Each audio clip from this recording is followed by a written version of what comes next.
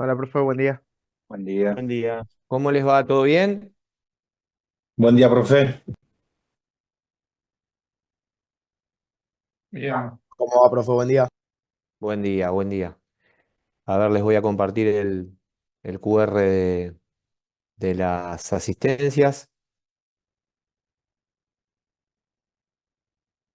¿Están muy quemados o llevadero? Tuvimos parcial antes, entonces capaz que estamos medio bajos, pero estamos bien. Bueno, bueno, vamos a subirla entonces ahora con una buena clase.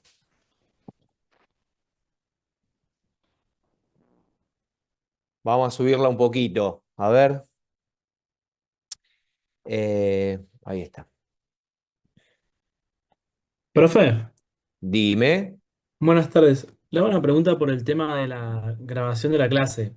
Sí. Más que nada para algunos compañeros que por trabajo con sus clubes no pudieron estar. ¿La clase se graba y se sube en alguna plataforma, en algún drive, en algo o no? Mirá, yo tengo entendido que desde el año pasado no la subían las clases. Claro, por No, eso. no sé si hubo algún cambio, pero si no me lo tendrían que haber avisado. Eh, Eso de última yo se lo pregunto a Javier o a Pablo, pero no creo, si no nos hubiesen avisado. ¿Las otras clases, algunas se las subieron? Eh, no, por ahí de gestión en un drive aparte, pero no del resto de la materia. No, no, claro, entonces está bien, no creo que entonces sea así. Lo que sí les voy a subir para que lo tengan es el PDF de cada una de las clases. ¿Eh? Yo ya hoy a la tarde se los voy a subir el PDF de la clase, la primera que tuvimos, la última y esta de hoy. Así ustedes tienen eso, porque el parcial que yo les voy a tomar, que no va a ser muy complicado, van a ser unas preguntas múltiple choice, igual que el final, para aquellos que vayan al final. Va a estar 100% la evaluación va a estar dada de lo que yo di en clase. Así que se los voy a compartir el PDF como para que tengan un recordatorio, porque bueno, hay cosas que obviamente las digo y es por eso la importancia de la cursada, y hay otras cosas que están ahí. Entonces puedo evaluar cualquiera de las dos, algo que yo haya podido explicar frente a alguna diapositiva o mismo algún dato puntual de alguna diapositiva, ¿sí? Así que eso se los voy a subir seguramente hoy como para que ustedes también vayan ahí revisando y también, ¿por qué no?, preguntando si hay alguna duda. ¿Eso Eh, vas a tomar en forma virtual o va a ser presencial? no, no, no, seguramente lo hagamos virtual, sí, sí, sí, sí. Ok.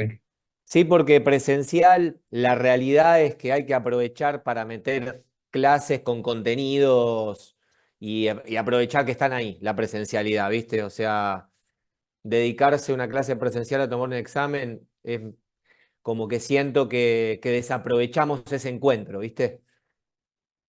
Así que seguramente lo hagamos virtual. Bueno, Aparte, profe, perdón, también entrarían los temas que vimos con los otros profes, ¿no? Al, ¿cómo? aparte también entrarían los temas que vimos con los otros profes, ¿no? El examen. No, no, no, Ah, no, no. En el eso. parcial que les tomo yo, el Ah, ok, parcial que ok. les voy a tomar yo, es un parcial que es todo de como la segunda parte de la cátedra, Listo. lo que di yo. Ok, ok. Eric va a tener otra forma de evaluación, que no sé si se las comentó en el día que estuvieron presencial, si hablaron con él de eso, no, pero él va a tener otra. Por eso te pregunté porque dijo que iba a tomar presencial Bueno, él. capaz que no le quedó otra que hacerlo allá. Yo no tengo idea, como yo a los presenciales no voy porque no vivo en Buenos Aires, Claro.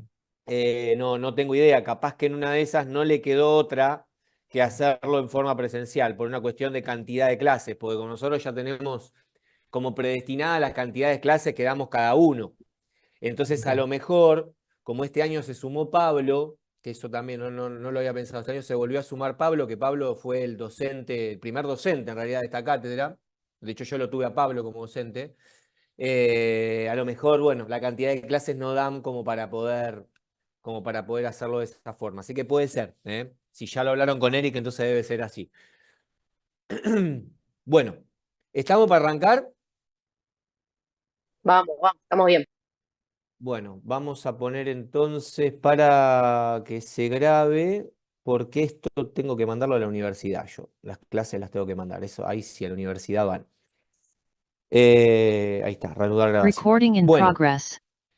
ahora sí, buen día a todos. Vamos a dar comienzo a la clase, interesante clase que vamos a ver hoy, porque la verdad es que es una clase que ya va a integrar un poco todo lo que ya hemos visto en cuanto al desarrollo, entrenamiento, entendido desde el largo plazo, desde las etapas infanto-juveniles, pero puntualmente ya la clase de hoy va a estar integrando determinadas cuestiones que tienen que ver con la inserción al alto rendimiento deportivo, con el alto rendimiento deportivo y con esto que hablábamos de lo que empieza a cambiar a partir de que comienza la especialización, ¿sí? Entonces, vamos a desarrollar como eje central, va a ser el rol del entrenador y el análisis de los requerimientos en el proceso de entrenamiento deportivo. Pero, dentro de los contenidos principales, vamos a ver esto de qué significa analizar un deporte, cuáles son los requerimientos del deporte y del atleta, que son dos cosas diferentes, pero a la vez igual de importantes las dos. Lo que tiene que ver con rendimiento, lesiones y la relación con tener un perfil individual de cada uno de nuestros atletas para poder luego tomar decisiones, evaluar y construir ese perfil del atleta, que cuando hablamos de perfil del atleta, dependiendo el área que uno se desempeñe, va a tener que, ese perfil va a tener una determinada estructura, una determinada información. No es lo mismo un perfil fisiológico que un perfil mecánico, ¿sí? Si hacemos un análisis biomecánico, si hacemos un consumo de oxígeno, por ejemplo. Todo esto está relacionado con la gestión del entrenamiento y el trabajo interdisciplinario, que es algo que siempre lo conversamos, ¿no? A la hora de poder tener el perfil del atleta que fue desarrollada en cada una de las áreas, bueno, esa información se junta, esa información se cruza y luego, obviamente, se toman decisiones. Todo eso va a venir dado a través de una gestión. Y bueno, para poder entender esto, yo lo que les voy a dar son algunas aplicaciones prácticas que se utilizan en los deportes de resistencia puntualmente. Entonces, nosotros vimos las primeras dos encuentros que tuvimos juntos, un poco sobre el qué desarrollar, ¿sí? El qué hacer, modelos, ¿sí? Modelos de desarrollo. Cómo periodizar, cómo organizar por etapas los entrenamientos o el desarrollo de las capacidades condicionales. Ahora lo que nosotros vamos a profundizar es cómo interpretar al deporte para desarrollar, ¿sí? Y esto es muy importante porque si nosotros comprendemos el deporte, vamos a tener justamente un faro para saber dónde debemos ir y en base a eso poder construir el atleta. Saber que a medida que va pasando el tiempo dentro de un proceso, las etapas, como vimos la clase anterior, comienzan a tener cierta modificación en el tipo de trabajo que se da. Recuerden que íbamos del trabajo de desarrollo multilateral hacia la especialización. Bueno, cuando empezamos a transitar la especialización, cada vez es más importante el tener la interpretación del deporte, porque en realidad es ahí hacia donde deberíamos ir. Bien. Entonces el entrenamiento, en lo que es en sí, en el alto rendimiento, representa esto que les compartí acá, ¿no? Es es como la expresión final de un proceso construido durante las etapas formativas. ¿Sí? Nosotros en el alto rendimiento vamos a optimizar determinados aspectos, determinados puntos, pero bueno, obviamente esto va a estar dado sobre lo que nosotros fuimos construyendo como cimientos dentro del proceso de desarrollo de largo plazo que fue dado en etapas formativas. Lo que va a ser muy importante, esto que hablamos la otra vez, ¿no? Que lideren los procesos profesionales calificados. O sea, que haya determinados conocimientos relacionados al entrenamiento, a la pediatría, para que nosotros podamos justamente cumplir con ese tipo de trabajo y de estímulo en cada una de esas etapas. Las capacidades que nosotros optimicemos en el alto rendimiento, como dije, se van a construir en la formación. Nosotros vamos a optimizar. Esa sería la idea, optimizar. ¿Sí? Las demandas del deporte van a ayudar a orientar el desarrollo. ¿Sí? Obviamente que nosotros no vamos a, en la etapa de desarrollo multilateral, no vamos a estar tan pendientes de las demandas del deporte, porque ahí lo que tenemos que armar son otro tipo de cuestiones, trabajar otro tipo de cuestiones. Pero sí sabemos que en caso de que ese niño vaya transitando un proceso dentro de ese deporte, ese va a ser el final a donde tendría que llegar. Por eso es importante conocer las demandas del deporte. Si bien a los 8 años no tiene el mismo valor que a los 15, 16, 17, 18, sabemos que hacia allá va a ir el camino del proceso que nosotros vayamos encauzando. Y obviamente que tener una planificación a largo plazo va conectando todas esas etapas. Y si se conectan esas etapas, nos permite en el alto rendimiento dedicarnos a optimizar. ¿Sí? Por eso va a ser entender, que esto es lo que les decía también la otra vez, ¿no? Comprender desde ustedes que vienen a hacer una formación en el alto rendimiento, entender qué debemos estimular en las etapas formativas. O sea, qué de años, desde la niñez hasta la inserción en el alto rendimiento, y bueno, poder ahí detectar, ¿no? Posibles puntos débiles con los que nos hayamos encontrado, que fue los ejemplos que íbamos compartiendo anteriormente, en la clase anterior, con algunos compañeros que tenían casos puntuales. Bueno, esa es la realidad. ¿Bien? Entonces, lo primero, en relación a lo que les dije, ¿no? de los entrenadores calificados, va a ser muy importante tener en cuenta estas cuestiones. Hoy por hoy hay una gran cantidad de organismos internacionales que están relacionados al campo de la pediatría, por sobre todas las cosas la deportología pediátrica y las áreas que se desarrollan dentro de las ciencias del deporte, con especialización en estas etapas infanto-juveniles, que justamente lo que avalan es que es necesario tener una certificación, ¿sí? Que refleje esto de que un atleta tiene una calificación específica sobre entrenamiento, ponerle de fuerza en etapas pediátricas, ¿sí? O tiene una formación académica sobre entrenamiento infanto-juvenil, ¿sí? Como que es muy importante que exista la formación en estas etapas, donde en muchos casos nosotros lo vemos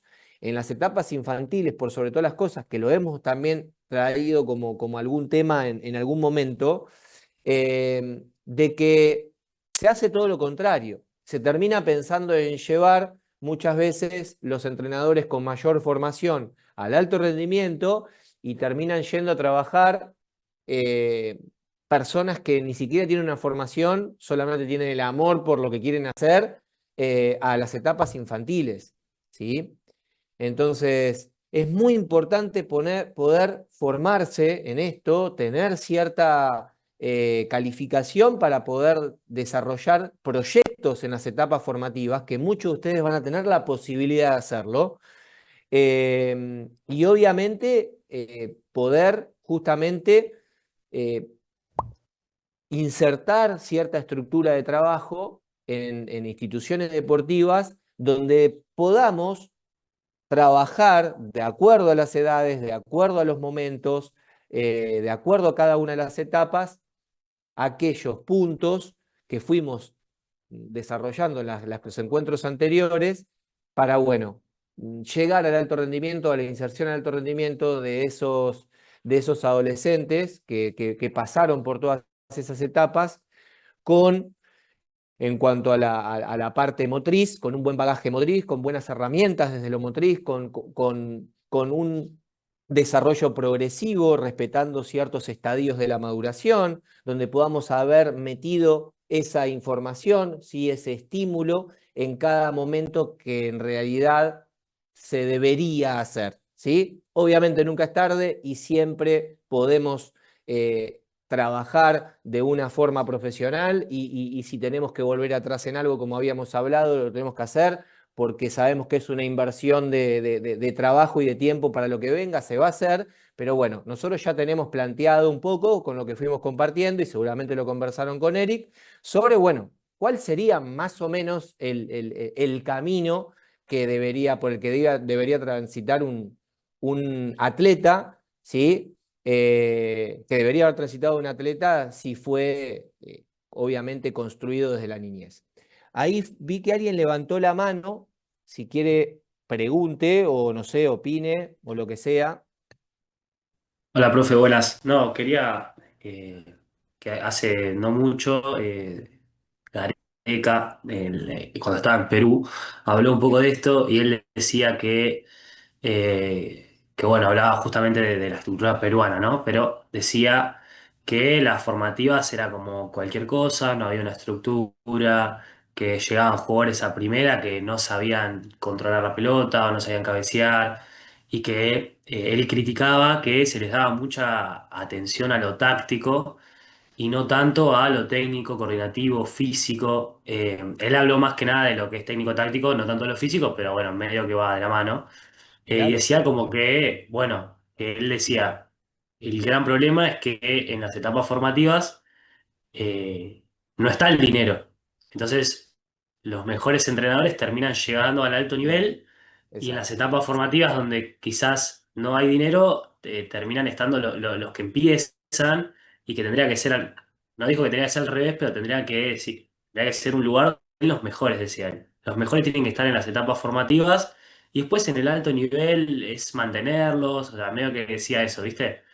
Obviamente necesitas saber mucho, pero que era muy importante que la etapa formativa estén los mejores profesionales y que los lugares donde eso pasa hay una gran diferencia. Claro que sí. Entonces, lo decía como enojado, ¿viste? Porque decía, piden resultados, ¿viste? Y como que no había una estructura, quieren ganar así, sin nada. Y bueno, me pareció que iba con lo que estabas diciendo. Claro, claro, bueno, es basado en esto, ¿no? Es basado en esto. Esto es una realidad y una problemática que se da en muchísimos países, por haberlo conversado con colegas en algunas competencias, con los que tengo contacto. No es una problemática que tengamos solamente nosotros, pero tiene que ver con esto, ¿no? Con el hecho de buscar rendimientos y buscar resultados en momentos donde no son trascendentales y deberían ser otros aspectos el eje de interés o de importancia sobre el que deberían apoyarse para poder trabajar, ¿no?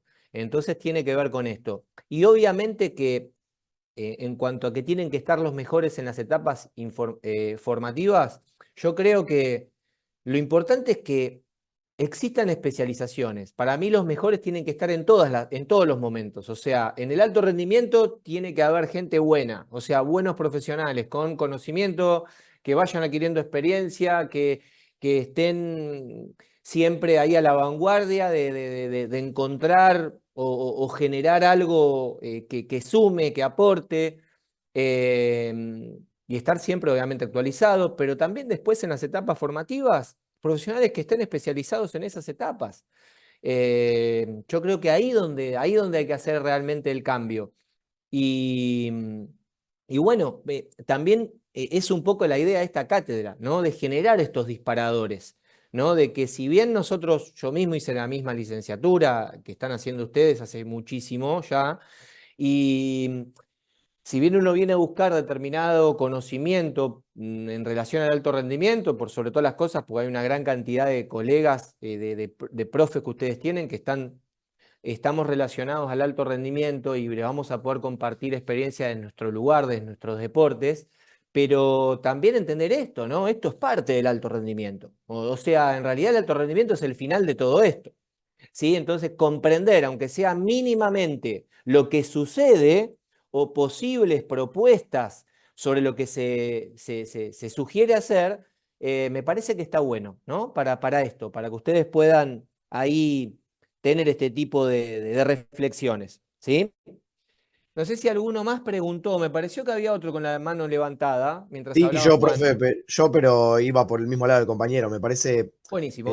Me parece hoy en día muy difícil esto, o sea, que cambie el sentido de que los mejores vayan con los inferiores, porque en tema sueldos es incomparable. Creo que es un gran problema ese, porque uno, por supuesto, es mucho más motivante, es un equipo, qué sé yo, de primera, que genera mucha más plata y te van a pagar muchísimo más que están con los pibes, y es lógico, ¿viste? Yo trabajo, no sé, ponerle con una primera y te pagan 3 palos por toda la semana, y con los pibes vas 3 veces por semana y te pagan 200 lucas, es incomparable, y eso es un gran problema, creo yo.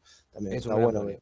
Sí, Sí. es un gran problema, tal cual. Pero bueno, fijémonos ahí, ¿no? Que ya hay un problema, que esto se da en muchas instituciones, que tiene que ver con algo institucional, o sea, también, o sea, con algo quizás de incentivo. Entonces, bueno, también queda ahí, que esto lo hemos hablado en algunos debates que hemos tenido cuando hacía la maestría, eh, de uno tener la capacidad de ustedes, ¿no? De que están en determinados clubes, de diseñar proyectos para que puedan implementarse, y cuando hay un proyecto, cuando se genera la forma y la estructura de una idea, en este caso para trabajar en etapas formativas, muchas veces a nivel institucional se generan determinados cambios en cuanto a las inquietudes, ¿sí? Porque también sucede en muchos casos eso, no hay proyectos, y como no hay proyecto, viene a trabajar tal un par de horitas con los nenes de 6, 7 años, y viene otro con los de 9, y el otro juntó los de 10 a 14 años todos juntos porque no hay más nadie. Cuando no hay formas o estructuras, se retroalimenta el vicio este de, bueno, le damos 2 pesos. ¿Se entiende? Cuando hay una estructura, hay una ya coherencia de objetivos, de a dónde se quiere apuntar, de todo un formato de trabajo, y se presenta eso a una institución, muchas veces eso genera un cambio de inquietud y la posibilidad de diseñar algún tipo de instrumentos que permitan solventar ese tipo de, a lo mejor, presupuesto para poder implementar ese proyecto, ¿sí? O sea, por un lado, comparto esto, ¿no? Que vos estás ahí mencionando, pero también tenemos lo otro, que ustedes, al estar especializados, al tener otra formación, no son solamente profes de educación física, ya siéndolos hay un cambio, pero bueno, no son solamente eso, sino se están especializando en entrenamiento. Y ni hablar si se especializan en entrenamiento de fuerza o de resistencia o entrenamiento en sí infanto-juvenil. Eso genera otro tipo de también intervención, te abre puertas para que te escuchen de otro lugar. ¿Por qué? Porque estás yendo con una idea, estás yendo con una estructura. Entonces, un poco también la idea es esa, que ustedes tengan esas herramientas, o al menos estas inquietudes, disparadores, dudas, para sentarse y decir, che, en el club que estoy, no hay nada armado. ¿Por qué no diseño algo y veo de qué forma podemos implementarlo y qué sinergias se pueden generar? Porque ahí también surge un cambio, ¿sí? Tengan también en cuenta eso. No significa que en todos los lugares lo puedan hacer, porque hay clubes que tienen la mentalidad de arriba para abajo ya de termo, ¿sí? y es muy complicado entrarle por algún lado, pero hay clubes que no lo hacen porque no lo ven, porque no tienen nadie que se lo haya presentado o se lo presentaron de una forma que no seduce. Entonces, nada, viste, siempre tratar de ser optimista en eso y confiar en que, bueno, algunos cambios se pueden generar. ¿Eh? Bueno, esto es re importante tenerlo en cuenta de principio a final. O sea, esto aplica a las etapas infanto-juveniles y al alto rendimiento. ¿Sí? Tener en cuenta la responsabilidad, ¿sí? La responsabilidad de poder tener en el día a día un atleta o un grupo, un equipo de jugadores, un equipo de atletas de determinado deporte. Tener esa responsabilidad ya es de suma importancia, porque la responsabilidad abarca todas las áreas que puedan existir, porque desde ahí es donde nosotros nos vamos a parar para llevar adelante una intervención X frente a un determinado grupo, frente a un determinado atleta. Tener en cuenta de esto, ¿no? De que no estamos solos, ¿sí? Hay un equipo, en algunos lugares es mínimo, en otros lugares es más amplio, ¿sí? Dependiendo el deporte, dependiendo la institución, dependiendo la etapa. Entonces, esto de poder entender que somos un equipo y que gracias a ese equipo se va a generar todo el proceso pedagógico, es de suma importancia también, ¿no? Poder saber al menos qué es lo que piensa cada uno de los integrantes del equipo, por qué no construir una misma idea de trabajo, cada uno haciendo la intervención desde el área que corresponde, ¿no? Para poder generar un impacto integral en ese desarrollo del atleta o de ese equipo, ¿sí? Sumamente importante también poder reconocer, analizar, construir una conducta, un pensamiento docente, ¿sí? ¿Para qué? Para justamente uno tener al menos un conocimiento, un autoconocimiento sobre cuáles son las habilidades que uno domina, que uno sabe desde dónde puede aportar más frente bueno, el desarrollo del proceso de un deportista, ¿no? Frente a una determinada situación que estás atravesando ese atleta. Entonces, bueno, esto de reconocerse, ¿no? Poder analizar y construir la conducta adecuada para poder intervenir en un momento dado. Y obviamente lo que está acá al final creo que es de lo más, a lo mejor, integral de todo lo que les vengo diciendo, que es esto, ¿no? Es importante saber enseñar, o sea, la vocación docente, pero también es importante tener la capacidad técnica, es el conocimiento que ustedes vienen a adquirir, en este caso acá, que están haciendo una formación académica, más allá de que sean docentes. ¿Para qué? Para generar aptitud frente a un tipo al desempeño, un tipo de trabajo que ustedes estén teniendo.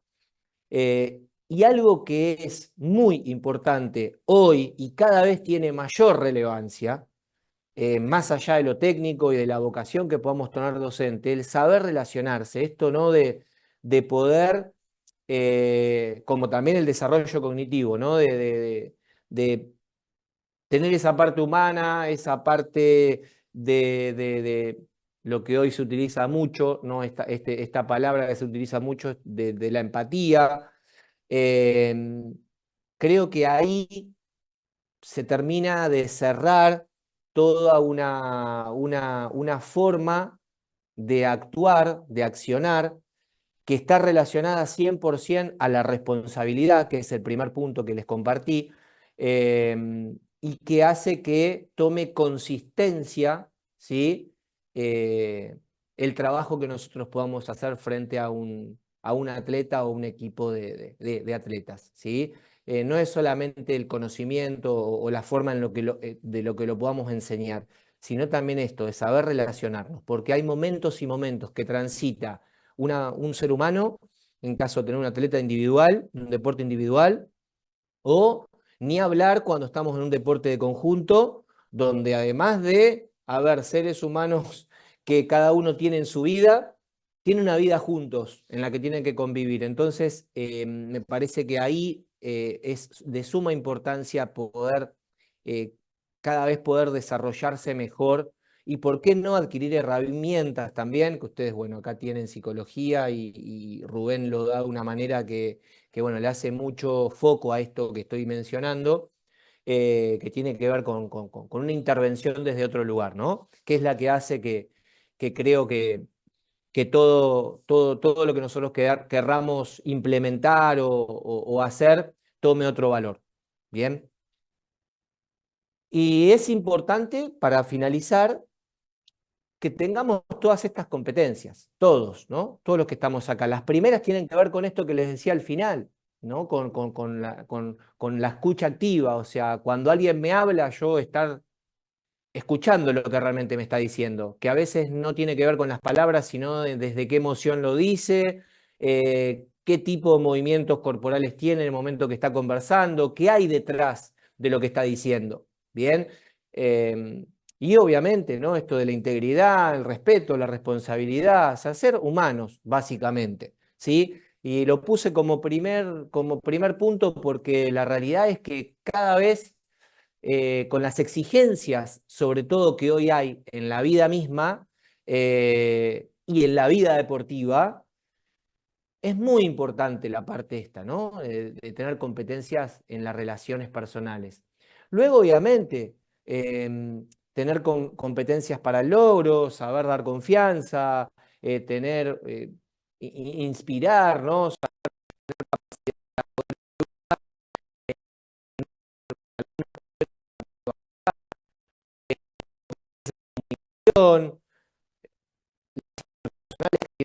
lo que les dije en un comienzo, directivas, porque las directivas, porque el trabajo de equipo es otra de las cuestiones y puntos que hoy también tienen mucho valor, el hecho de poder integrar las distintas áreas para poder construir una idea de trabajo y que esa idea de trabajo se implemente y se lleve adelante y no que bueno, hoy trabajan con el preparador físico, el preparador físico hace su trabajo y a veces el técnico no está ni enterado de lo que está haciendo y después cuando los jugadores van con el técnico hace algo que el preparador físico ni sabía que lo iba a hacer y se genera una sobrecarga y un cortocircuito terrible en los dos bloques de trabajo. Pongo un ejemplo muy básico, pero esto de trabajar en equipo, ¿no? De estar al tanto de lo que está pasando, tener un perfil de nuestro equipo, de nuestro deportista, y ese perfil que sea un perfil integral, que aborde las distintas áreas. Después cada uno interviene desde su lugar,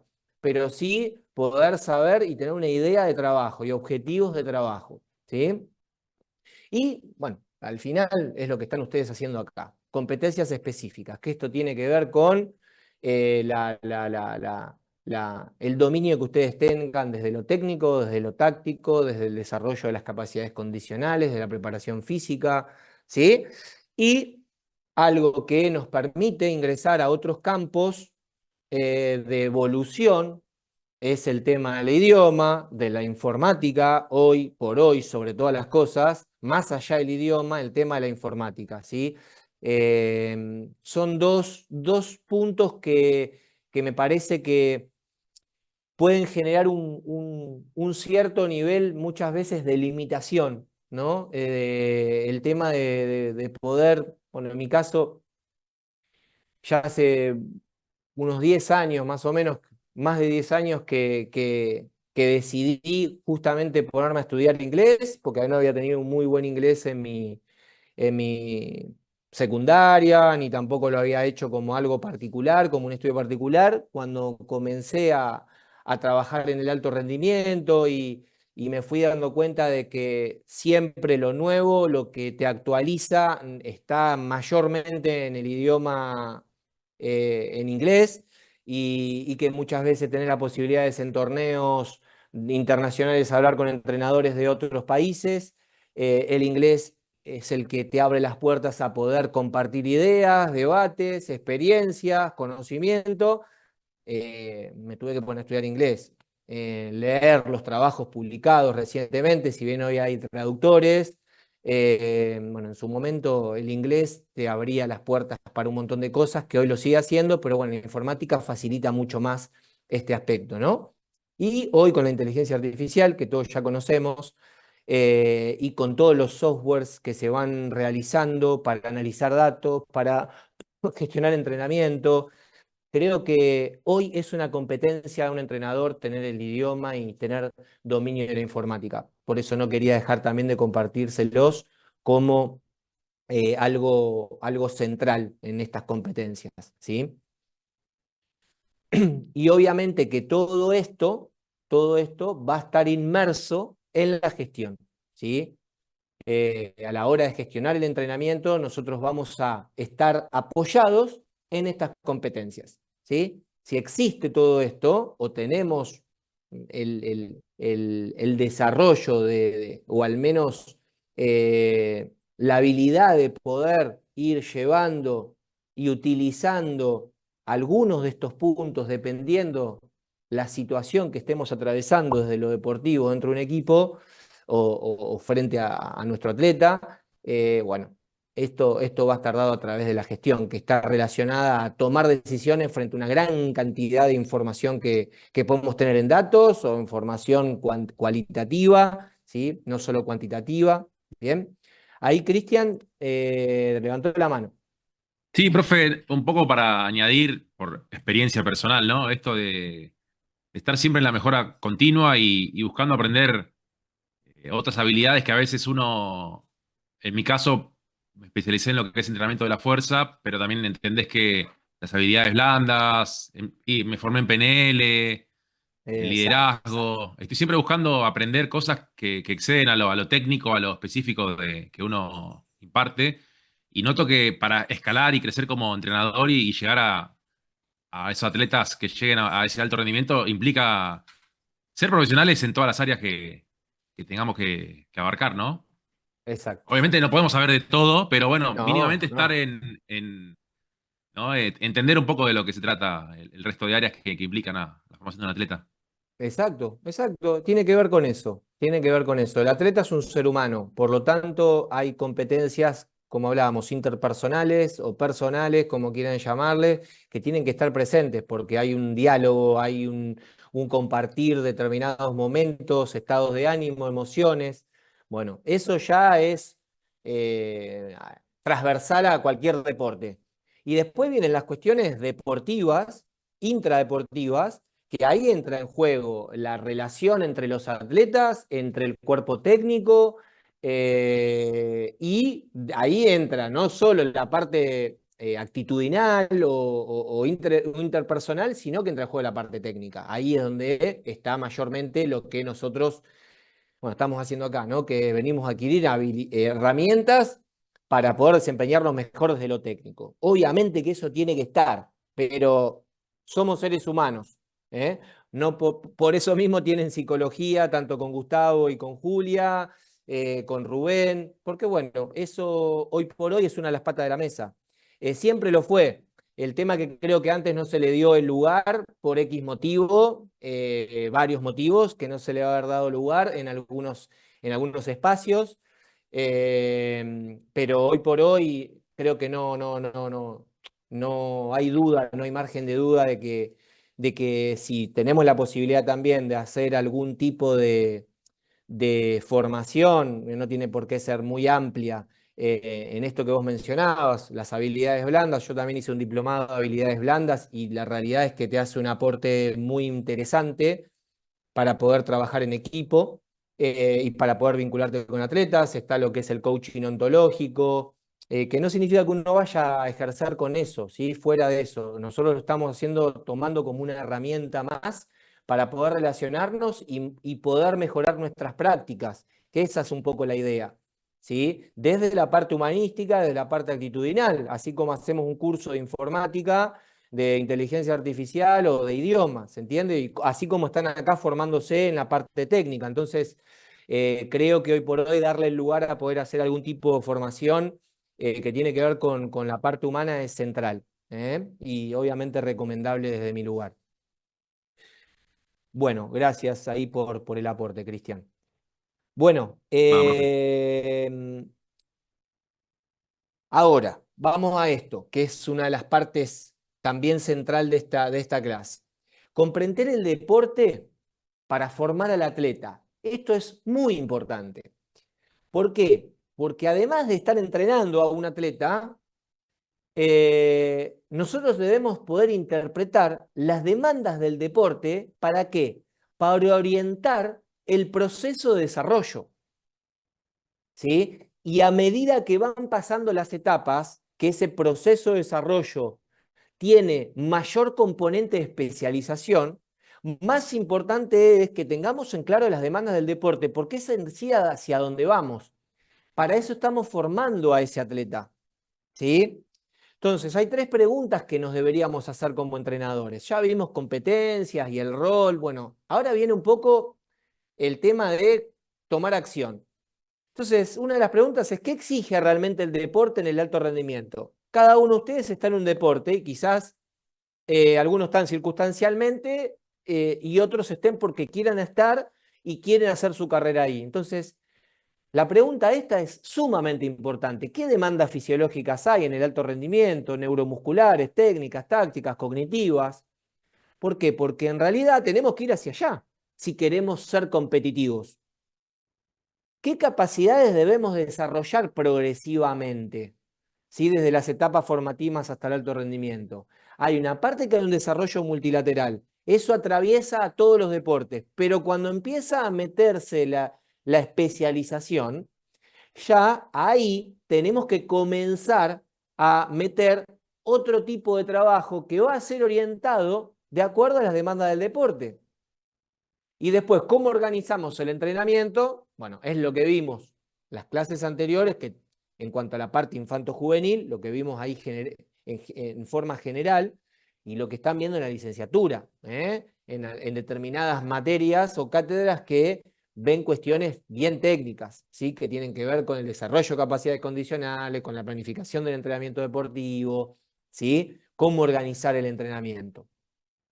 Y obviamente las evaluaciones que tenemos que hacer para construir ese perfil del atleta que muchas veces ya les he mencionado, ¿sí?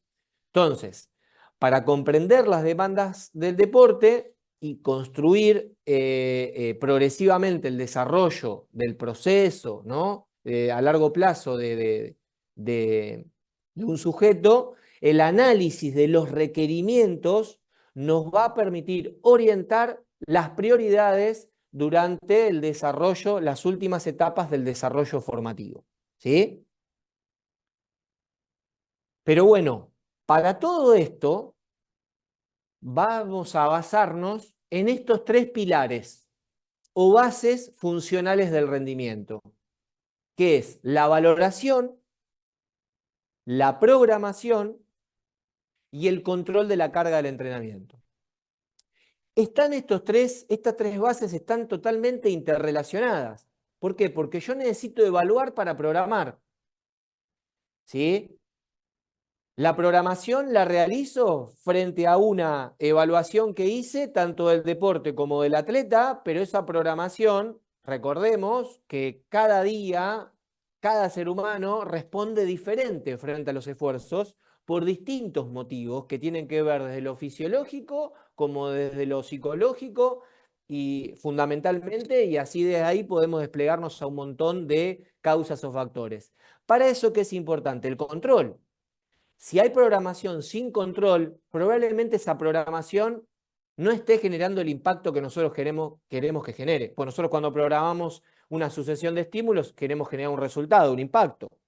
Ese impacto, si no tenemos un control, no sabemos si lo estamos generando.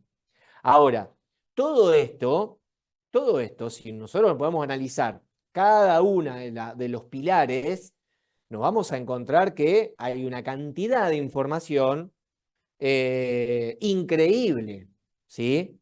Para llevar adelante el proceso. Bueno, toda esta información se va a procesar a través de la gestión del entrenamiento. Entendiendo como gestión del entrenamiento a esto, ¿sí? Es un conjunto de operaciones sinérgicas que ejecuta un equipo, ¿sí? Interdisciplinario, en un proceso sistematizado para la construcción del rendimiento deportivo, cuyo objetivo es establecer el estímulo óptimo diario para favorecer a las respuestas adaptativas que nosotros querramos generar, mediante una constante toma de decisiones, ¿sí? Adaptándonos siempre a las circunstancias de cada momento del atleta, con dirección a alcanzar el momento de máximo estado de forma del mismo y obviamente disminuir el riesgo de lesiones. ¿Bien? Y esto obviamente se va a dar a través de la retroalimentación entre las distintas estructuras que conforman el equipo interdisciplinario. Estructura que tiene ¿a qué me refiero? Área médica, área técnica, área de preparación física, área psicológica. Y esto va a estar dado ¿por qué? Por la conjugación de los conocimientos, ¿sí? Que nosotros podamos generar entre las distintas áreas y la habilidad que tengamos para poder procesar y luego aplicar, ¿sí? Ese conocimiento y esa toma de decisiones a una intervención. ¿Bien? O sea, esto va a ser importantísimo, el tema de poder nosotros pararnos en este lugar, ¿no? De gestionar.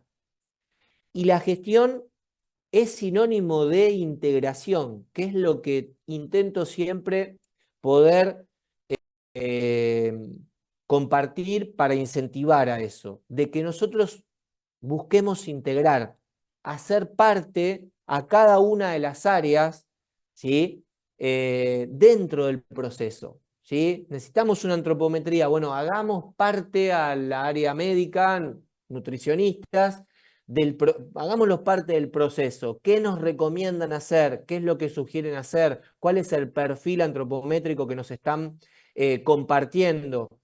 Eso integrarlo con las necesidades de lo técnico. Bueno, ¿qué estamos queriendo modificar o qué queremos buscar desde lo técnico en cuanto al entrenador, ¿no? Bueno, integrar la información que hay en cada una de las áreas, ¿sí? Conjugar todos los conocimientos y bueno, después poder tomar las decisiones para poder encauzar permanentemente los procesos. Y digo encauzar porque si no controlamos, nos vamos muchas veces del camino y nos damos cuenta cuando controlamos que si no hubiésemos hecho ese control, probablemente esa sesión no hubiese sido lo que queríamos que sea, ¿sí? Y nos vamos a apoyar sobre esto. Esto es algo que ustedes ya lo han visto, pero no puedo dejar de mostrarlo como así como les mostré los pilares o bases funcionales del rendimiento. Bueno, se van a regir esas bases por estos principios que ustedes ya saben, ¿sí? Y en base a todo esto, nosotros vamos a construir un perfil del deporte y un perfil del atleta. Y ahí vamos a poder tomar determinadas decisiones porque el perfil del atleta va a tener que cumplir con determinados requerimientos del deporte, ¿sí? Y de esa forma nosotros vamos a justamente direccionar y orientar los procesos, para intentar buscar trabajar sobre las virtudes que tenga ese atleta y sobre las debilidades que tenga, ¿sí? Para poder, obviamente, sacar al máximo sus posibilidades de desempeño. Para esto también,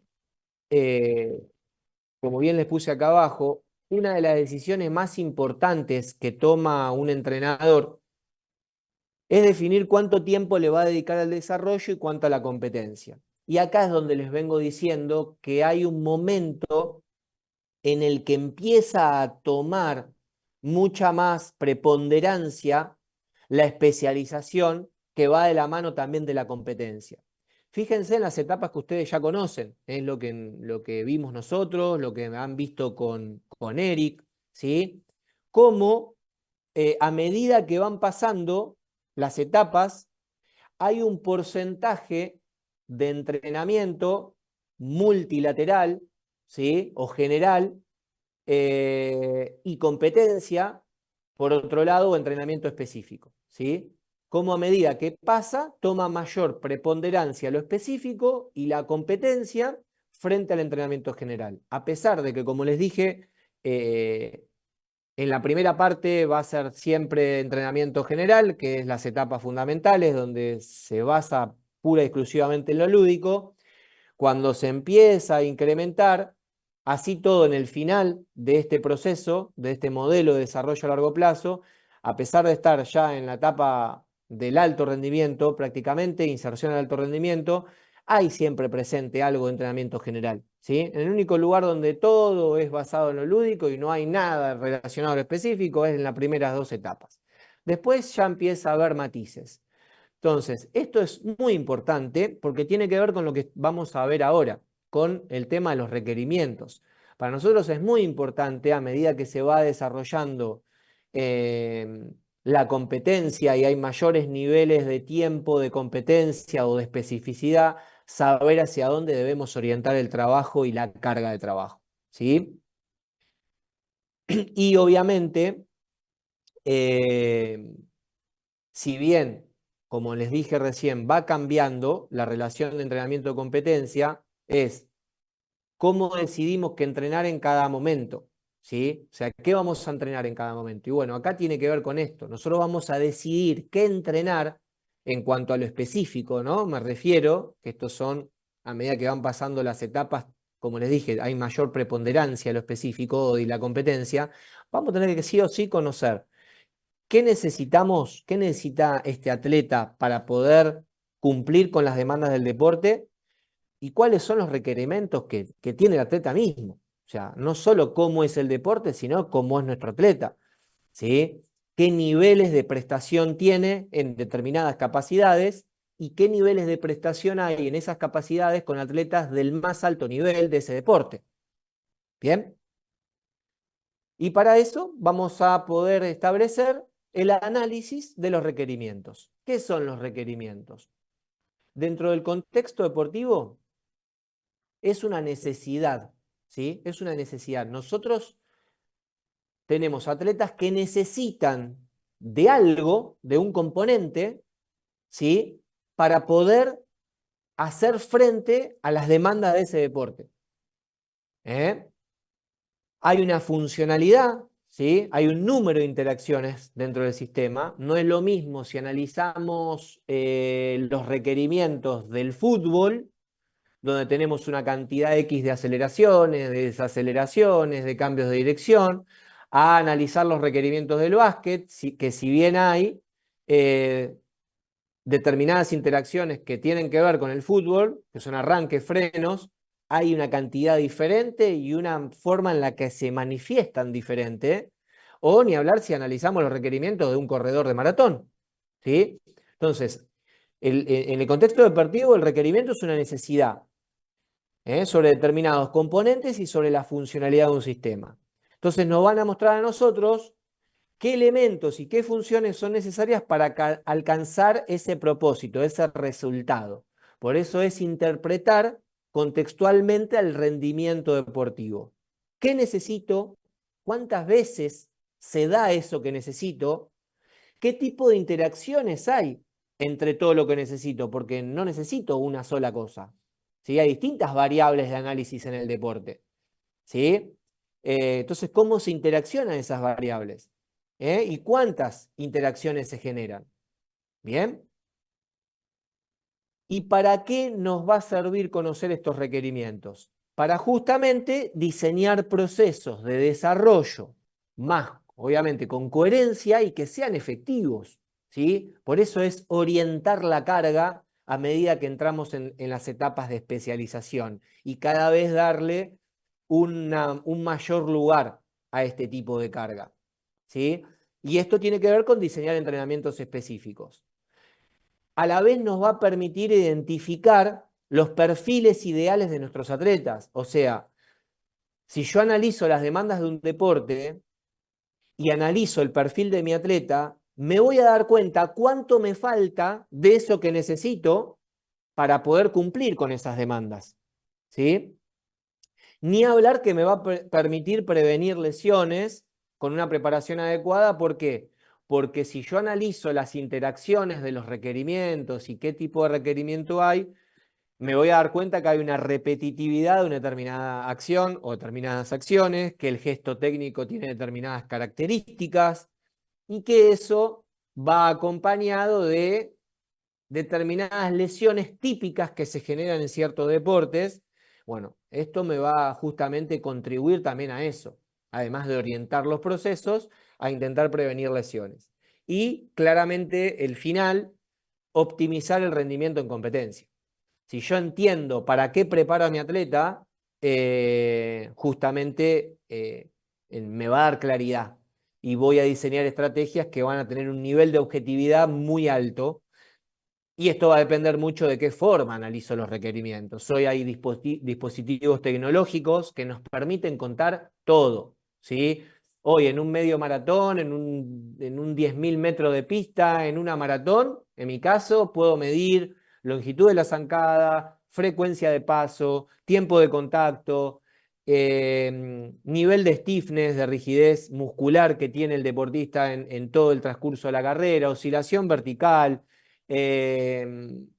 Bueno, hay una infinidad de variables frecuencia cardíaca que nosotros podemos medir, fisiológicas, mecánicas, y cruzar, y en base a eso nosotros podemos generar distintos procesos y herramientas, decidir qué herramienta elegir para intervenir frente a eso, ¿sí? Requerimientos tenemos, cada área tiene sus requerimientos. O sea, nosotros podemos analizar un deporte X y va a haber requerimientos fisiológicos, ¿sí? Va a haber requerimientos mecánicos. No es lo mismo ver qué frecuencia cardíaca, qué comportamiento de frecuencia cardíaca hay en un determinado deporte, a ver qué tipos de gestos hay, ¿sí? Como lo que les dije, aceleraciones, desaceleraciones, cambio de dirección, saltos. Bueno, ahí hay requerimientos mecánicos, pero eso va acompañado de respuestas fisiológicas, ¿sí? Entonces, son dos cosas diferentes que debemos tener en cuenta ambas, obviamente, ¿no? Hay requerimientos funcionales y de fuerza. O sea, ¿cuánta fuerza aplica un sujeto para realizar ese gesto y cuántas veces lo tiene que repetir? Hay requerimientos antropométricos, ¿sí? Si bien no todo es tan lineal, si analizamos determinados deportes, nos vamos a dar cuenta que hay un perfil antropométrico, estructural, de composición corporal, que se caracteriza o se asocia a un determinado deporte. Eso se ve mucho, por ejemplo, en el atletismo. Nosotros vemos ustedes, cualquiera de ustedes ve un velocista y a un fondista y se van a dar cuenta solo quién es el velocista y quién es el fondista. ¿Me explico? Entonces, hay requerimientos antropométricos, pero después dentro de los fondistas o dentro de los velocistas se va hilando fino frente al trabajo de esta área para, bueno, justamente ajustar lo que tiene que ver con requerimientos nutricionales y antropométricos, ¿sí? Hay requerimientos psicológicos, ni hablar que hay requerimientos psicológicos. No es lo mismo tener un jugador de elite, de nivel mundial, que compite copas de mundo, a alguien que compite de una forma sumamente amateur. Si bien las interpretaciones emocionales no se van a invalidar, no es que alguien que compite a nivel amateur no siente, sí siente, pero el contexto, que esto seguro ustedes lo vieron, lo que es la red de todos los factores externos que inciden en el deportista son diferentes a alguien que compite a nivel mundial, que está siendo visto por millones de personas en el mundo en el mismo momento, a alguien que lo está haciendo en un contexto amateur, donde quizás la parte externa no es tan grande a pesar de que la perciba, obviamente, esa persona de una forma muchas veces dramática, por eso digo no invalidar, pero sí hay una realidad, los contextos son diferentes, ¿sí? Esto pasa mucho con atletas que se los llama atletas de entrenamiento, ¿no? Que tienen entrenamientos brillantes, pero en las competencias nunca pueden plasmar lo que en realidad son, desde lo fisiológico, desde lo mecánico, ¿sí? O sea, si uno hace la comparación, son mejores entrenando que compitiendo. Bueno, muchas veces eso tiene que ver con la parte psicológica. Después hay requerimientos de rendimiento y de marca, que esto tiene que ver un poco con lo que les decía antes, ¿no? No es lo mismo estar preparando a un atleta para nivel olímpico que para nivel sudamericano o para nivel regional. ¿Por qué? Porque los requerimientos de las marcas son diferentes. Y así todo, dentro de una misma competencia, no es lo mismo estar preparando un atleta olímpico para clasificar solamente que para pelear un top 10 o un top 5. ¿Sí? Y lo otro que es importante es la etiología de las lesiones. Tener en cuenta cuáles son las lesiones que suelen tener los deportistas del deporte que nosotros estamos. Porque eso también nos muestra y tiene que ver con las características del deporte que impactan en una determinada zona del cuerpo, en un determinado grupo muscular, articular, ¿sí? Un grupo articular. ¿Bien?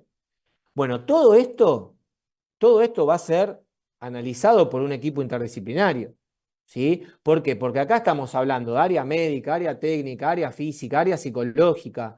O sea, cada área va a analizar los requerimientos que le corresponden y nos va a nosotros después brindar información sobre cuál es el perfil del deportista que tenemos. Porque hay como les digo acá, no hay demandas del deporte, pero después hay un perfil individual del deportista. Entonces ahí vamos a ver qué le falta a mi deportista para poder llegar a esta instancia desde una marca, desde algo que tenga que ver con los valores de fuerza, desde la parte mecánica, desde la parte antropométrica, ¿sí? En los corredores de fondo, si ustedes hacen un análisis antropométrico, se van a dar cuenta que los corredores de África del Este tienen una estructura en sus miembros inferiores que desde el análisis mecánico es perfecta para poder tolerar un esfuerzo como es el correr en la larga distancia durante mucho tiempo, ¿sí? Desde lo físico, desde el análisis de las palancas, desde el análisis del diámetro óseo, desde lo estructural. Ahora, también vemos que hoy por hoy atletas de otros lugares del mundo, como puede ser de Gran Bretaña, de Estados Unidos, le hacen competencia a los atletas de África del Este. ¿Eso por qué es? Hay requerimientos antropométricos que no están, porque son diferentes, ¿sí? En cuanto a esto que les digo de la parte estructural, ¿no? Pero, ¿cómo hacen? Equilibran esa debilidad que tienen desde el antropométrico desde otro lugar. Bien, por eso es importante entender cuáles son los requerimientos o las demandas del deporte. Che, ¿qué marca tengo que obtener? Bueno, si un corredor de África del Este tiene este tipo de estructura, tiene este número en longitud de zancada, tiene esta frecuencia de paso, que hoy se sabe todo, bueno, ¿qué puedo hacer yo que no tengo ese cuerpo, pero tengo otras virtudes? Bueno, para justamente trabajar sobre eso, potenciar aquello que tengo como virtud, para tratar de contrastar y equilibrar ese déficit que tengo o debilidad. ¿Bien?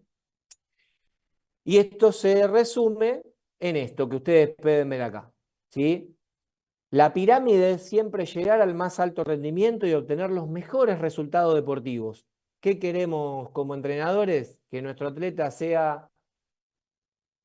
llegue lo más alto posible en nivel olímpico, ¿no? Ese es como el objetivo más importante en el alto rendimiento, ¿bien? Al menos en determinado deporte como el atletismo, el triatlón, que son los deportes con los que me desarrollo, ¿sí? Ahora, esto va a ser importante sostenerlo y construirlo a través del entendimiento de que para llegar al más alto rendimiento yo necesito saber primero qué sucede en ese alto rendimiento, cuáles son las marcas, cuáles son las características fisiológicas de esos deportistas, cuál es el consumo de oxígeno promedio, bueno, y un montón de variables más. ¿Sí? Necesito saber en cuanto al rendimiento qué es lo que sucede. Después se evalúa mi deportista, que es lo que le decía. Ahí se arma un perfil individual del atleta, hay un perfil de rendimiento que está asociado a variables fisiológicas, mecánicas, biomecánicas, del área médica, antropométricas, y de riesgo estructural, que también ahí entra la parte de la preparación física, que hace mucho foco, y la parte médica en cuanto a lo que tiene que ver con kinesiología y las ramas que tienen que ver con la readaptación o rehabilitación, la traumatología. Entonces nosotros determinamos cuál es el riesgo estructural que tiene nuestro atleta a través de un protocolo de evaluaciones funcionales, de calidad de movimiento, ¿sí? Ese índice de riesgo o perfil de riesgo estructural está contrastado con la etiología de las lesiones típicas del deporte, y qué predisposición tiene mi atleta a poder contraer una lesión. Y después, bueno, en cuanto al rendimiento, qué consumo de oxígeno tiene, qué perfil de potencia en el ciclismo tiene, qué tipo de zancada tiene en una determinada distancia, qué tiempo de contacto tiene. Eso estamos hablando de términos de rendimiento. Entonces se arman dos perfiles, perfil de riesgo estructural y de rendimiento. Y en base a eso se diseñan las estrategias para intervenir en la práctica, que el fin de estas estrategias es el rendimiento y los resultados deportivos. Esto dura años, procesos. Muchas veces son 10, 12 años para que se dé la clasificación a ese juego olímpico y luego la carrera del juego olímpico, ¿sí? Dos instancias fundamentales en ese deportista durante toda su carrera, que una fue clasificar a la competencia más alta, como es un juego olímpico o un mundial, y la clasificación para eso y el desempeño después en la competencia misma, ¿sí? Pero bueno, todo esto va a estar basado en lo que les mencioné, ¿sí? Y siempre tengan en cuenta esto: proteger las desventajas, que es arruinar una fortaleza. O sea, no podemos ignorar de estimular la fortaleza del atleta, que es lo que le decía. Muchas veces las fortalezas equilibran esa falencia o esa debilidad que tiene el deportista frente a otros del mismo deporte, ¿bien? Pero también tenemos que perseguir las ventajas, que es, en muchos casos, las debilidades se pueden mejorar, ¿sí? Mínimamente o una forma más significativa, pero se pueden mejorar. Entonces, estos son los dos caminos por lo que debemos transitar. Ahora, ¿cómo sabemos cuáles son las fortalezas de nuestros atletas? Esta gráfica lo está mostrando, ¿sí? ¿Cuáles son los requerimientos de mi atleta? El perfil de mi atleta. Y perseguir las desventajas en base al perfil del deporte y en base al perfil de mi atleta, veo cuáles son las debilidades, ¿sí? ¿Dudas hasta acá? ¿Estamos? ¿Todo claro? Bueno. Bueno, acá les muestro un ejemplito. Este ejemplo, esta gráfica la han publicado en uno de sus libros Laursen y Buchet, donde acá les muestra la interacción que hay de estas tres capacidades condicionales, ¿no? Como son la velocidad, la fuerza y la resistencia, que si bien están presentes en todos los deportes, hay una preponderancia de una o algunas por sobre otras, ¿sí? Entonces acá nosotros podemos ver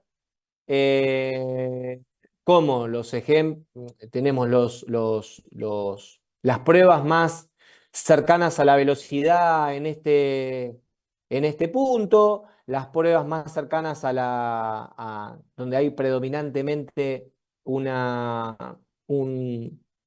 protagonismo de la resistencia en este punto, pero a la vez, si lo cruzamos con esto, ¿sí? Vemos que además de tener altos niveles de resistencia, como puede ser el ciclismo de ruta, la maratón, ¿no? Vemos que están en los puntos más altos de los requerimientos de la resistencia.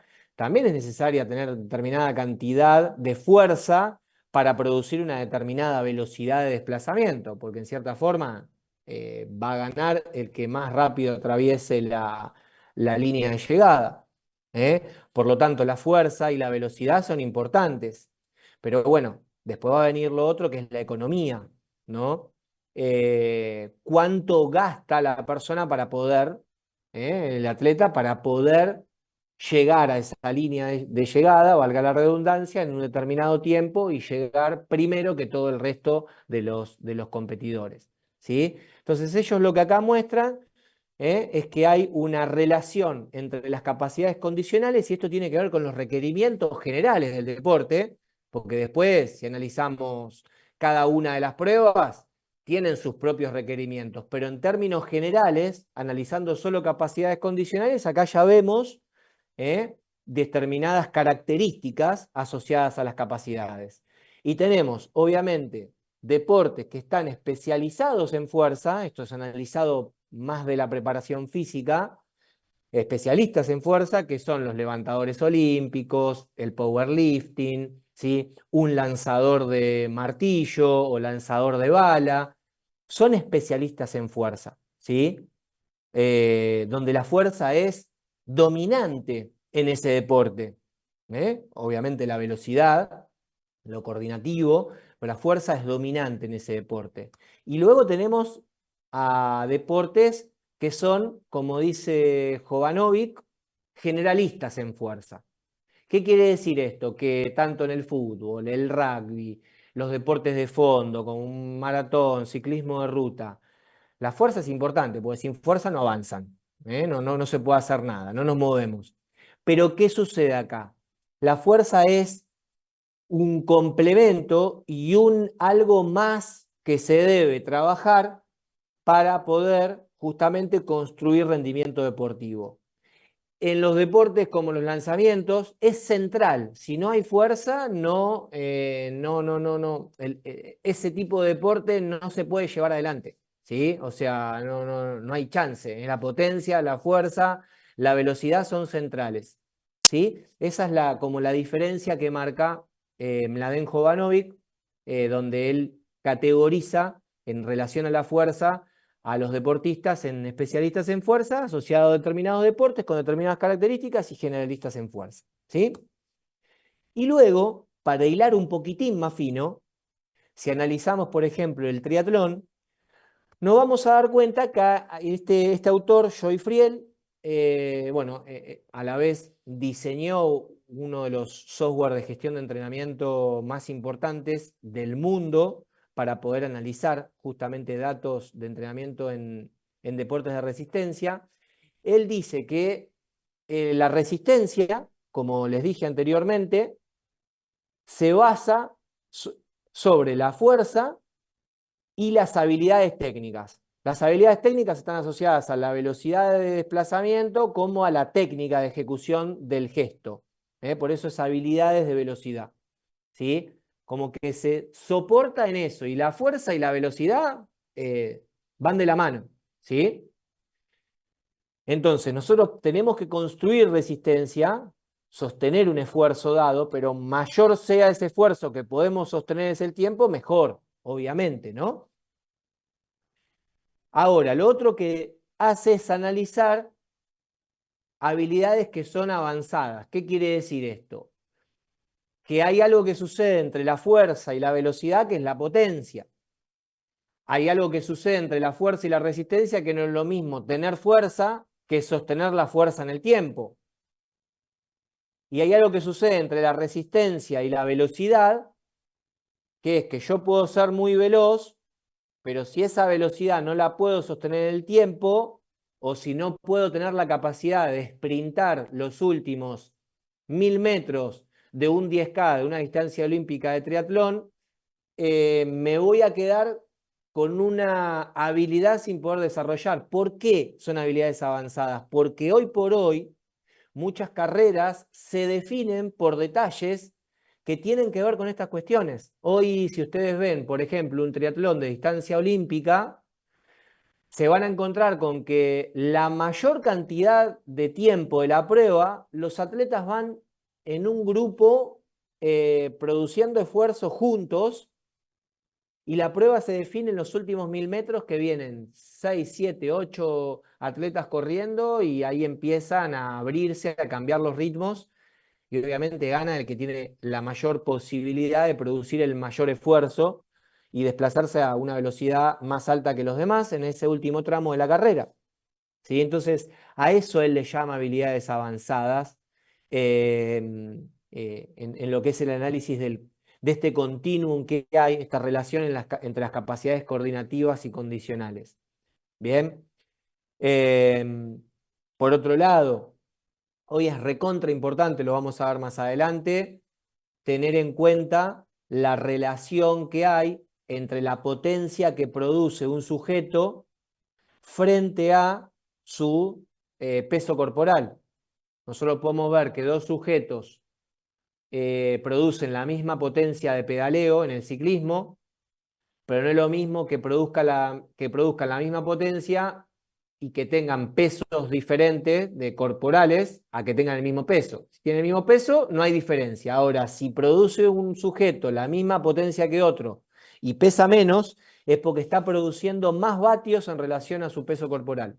Entonces, eso es una variable que hoy define muchísimo el rendimiento en lo que es el ciclismo, ¿sí? Por eso son habilidades avanzadas, porque en base a las habilidades generales o estructurales del deporte, tenemos que ir desarrollando otras que son las que van a justamente hilar fino en cuestiones decisivas del rendimiento, ¿sí?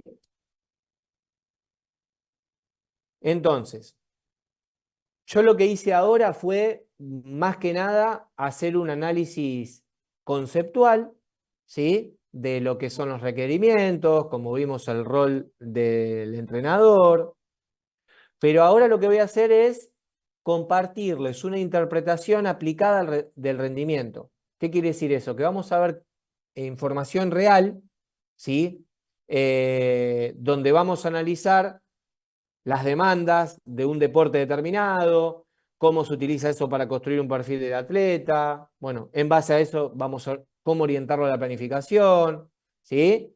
Entonces, la idea es que si bien vamos a ver datos de que muchos de ustedes quizás no están en esos deportes, no es que, como les puse ahí, vean datos por ver datos, sino cómo un entrenador interpreta los requerimientos para tomar decisiones, ¿sí? Bueno, acá tenemos, por ejemplo, la evolución del rendimiento competitivo en dos Juegos Olímpicos, los dos últimos Juegos, que son de Tokio a París.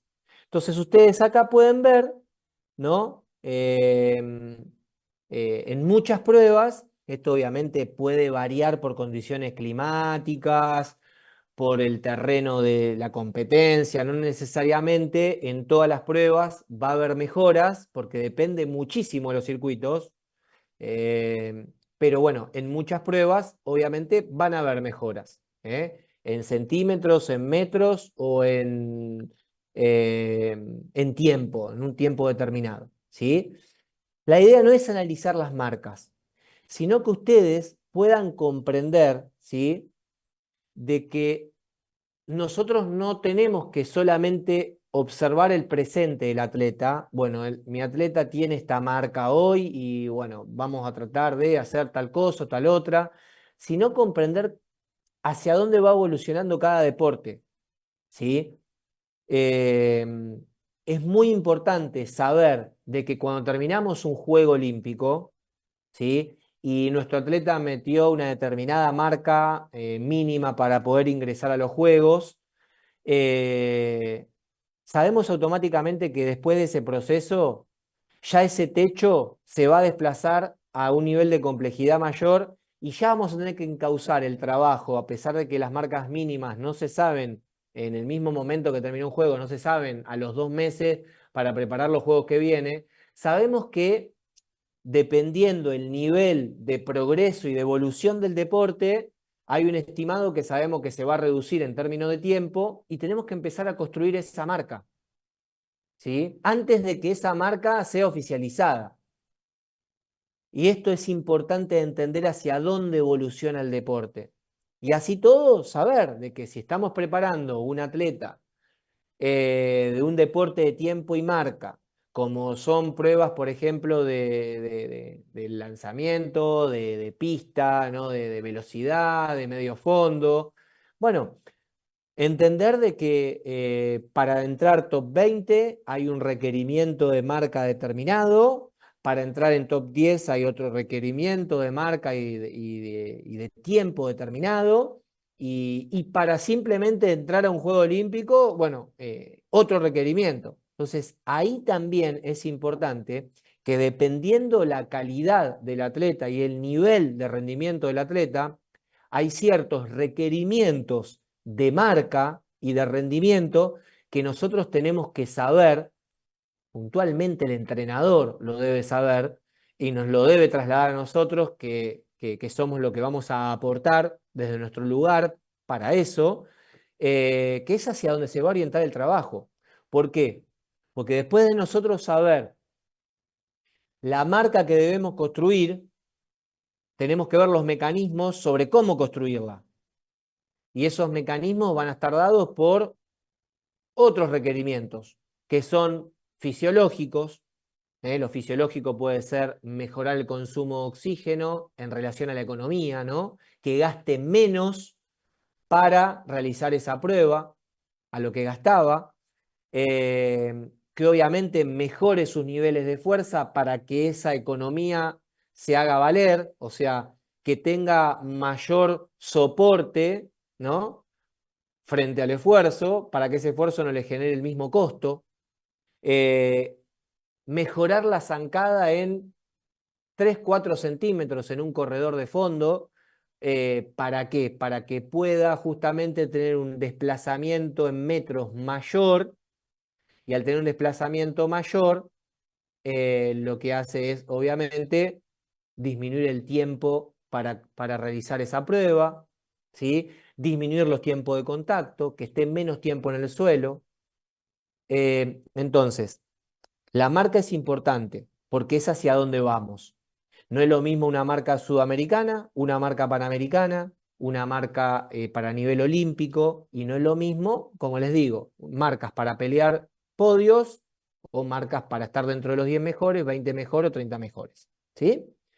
Ahora, la marca es importante. Lo que va a ser importante después es, bueno, ¿qué hay detrás de esta marca? O sea, ¿cómo hacen los atletas de 200 metros o de 400 metros? ¿Qué características tienen para poder lograr esas marcas? Y ahí es donde empezamos a encontrar requerimientos que conforman al deporte, pero que tienen que ver con áreas determinadas. ¿Sí? Y esto es algo más amateur, ¿no? Pero tiene que ver con lo mismo. No necesariamente tenemos que entrenar alto rendimiento para analizar los requerimientos de un deporte. ¿Por qué? Porque hoy por hoy en el mercado de los deportes de resistencia, sobre todo el running, que está muy en auge, hay algo que se llaman las Six Majors, que son 6 maratones que se desarrollan en distintos puntos del mundo, que son objetivo de una gran cantidad de la población runner, ¿sí? Que quieren hacer o la Six Major, o al menos hacer, no sé, 3 de estas carreras. Bueno, como que son objetivos, son la zanahoria que se ponen muchos corredores aficionados. Entonces, no es que cualquiera puede correr la Six Major. Acá ustedes pueden ver las categorías por edad. Menos de 30, 30, 34, 35, 39. Fíjense que esto está establecido para corredores máster. ¿Bien? Pero fíjense, para entrar en la maratón de Chicago, un corredor que está entre 30 y 34 años, una corredora, Women's Standards y Men's Standards. Una corredora que está entre 30 y 34 años tiene que hacer 3:40 como la marca mínima para poder entrar. O sea, no puede ir cualquiera. Bueno, ustedes son entrenadores, tienen un equipo de running, vienen corredores a entrenar con ustedes y quieren prepararse para estos objetivos.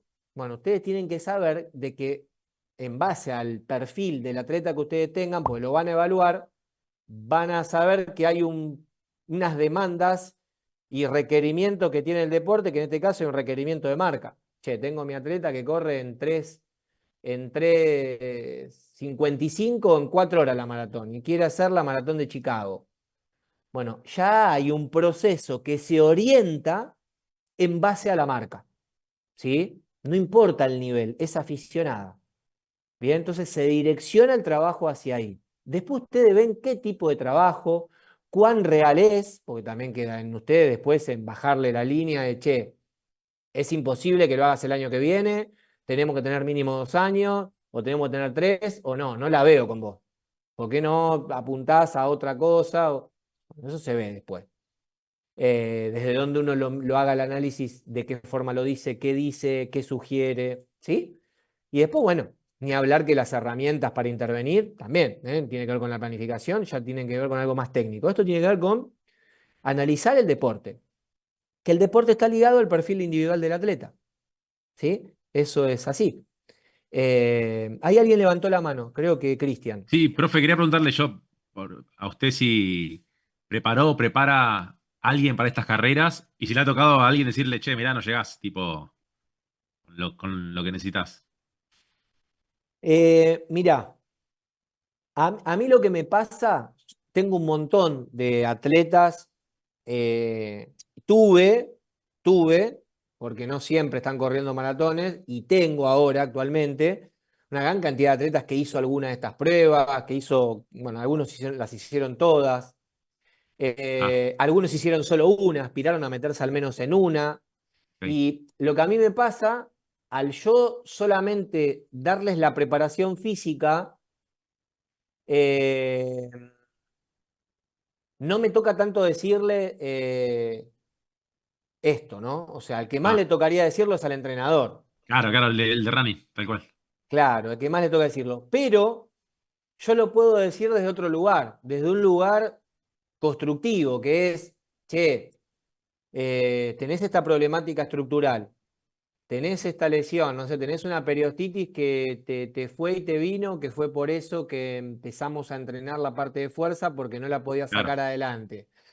Eh, yo lo pensaría de meterla esta maratón en un año. ¿Por qué no lo vas viendo con el entrenador y vemos cómo va impactando el entrenamiento de fuerzas? ¿Entiendes? O sea, la Sí, la manera en la que decisión lo puedo decir. la toma el entrenador, digamos, del deporte, la decisión, digamos. Claro, en realidad es eso. En realidad el entrenador es el que dice levanta el pulgar o no para el objetivo. Pero bueno, después queda en el entrenador porque después está lo comercial. Che, si le decís Sí, que no. Bueno. Es otro tema, ¿no?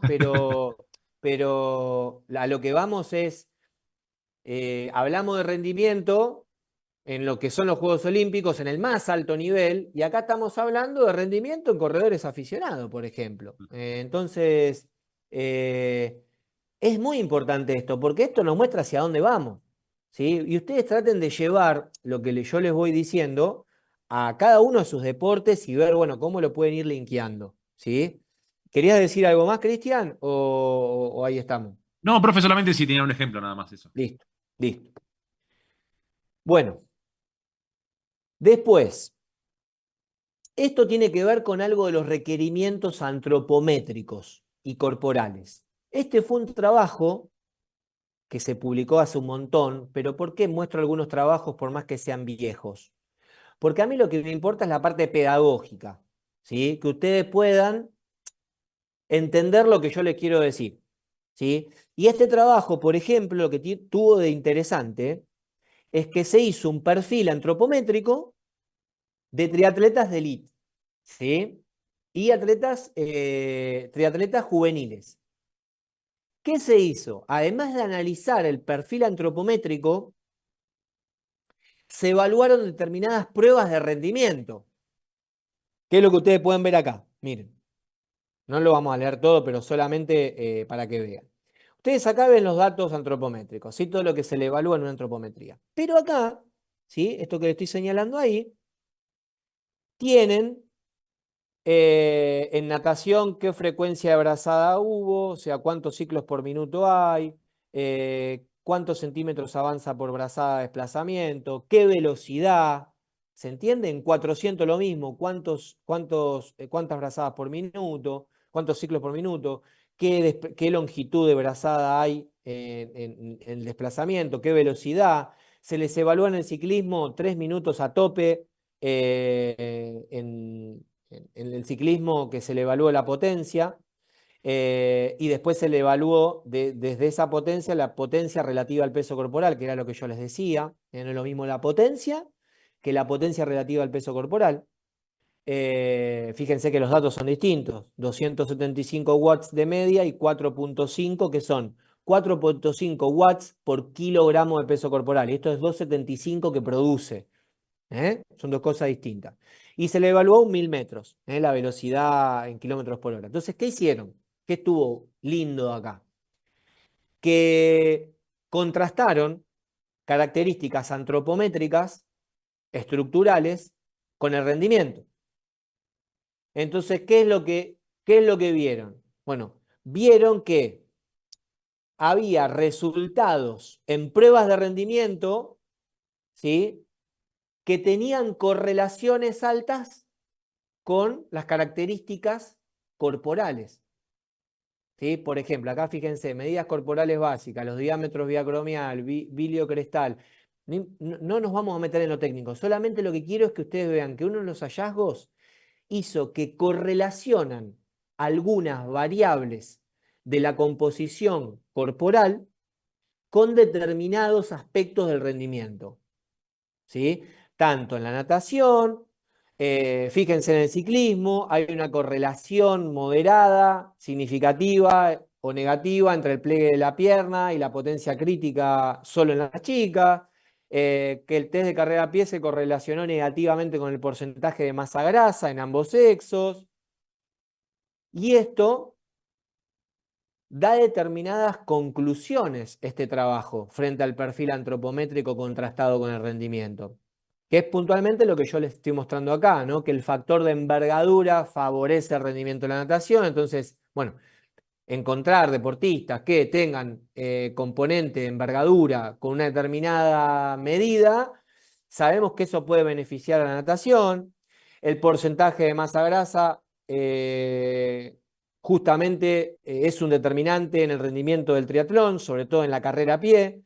Lo que ellos sugieren es en adolescentes es educar hábitos alimenticios saludables y equilibrados, ¿sí? El momento madurativo, fíjense, el individuo es determinante, ya que el pico de crecimiento establece un punto de inflexión en los cambios de las proporciones, del somatotipo del deportista, por eso es tan importante saberlo. En fin, lo que acá interesa es que hay muchas variables de este documento que no se pueden modificar, por eso les puse arriba variables estructurales versus entrenables. Hay algunas que no se pueden modificar. La estructura es así. Lo que le decía de los corredores etíopes o keniatas respecto a un corredor británico o norteamericano que hoy por hoy quizás dan batalla en un 10.000, en un 21, en una media maratón.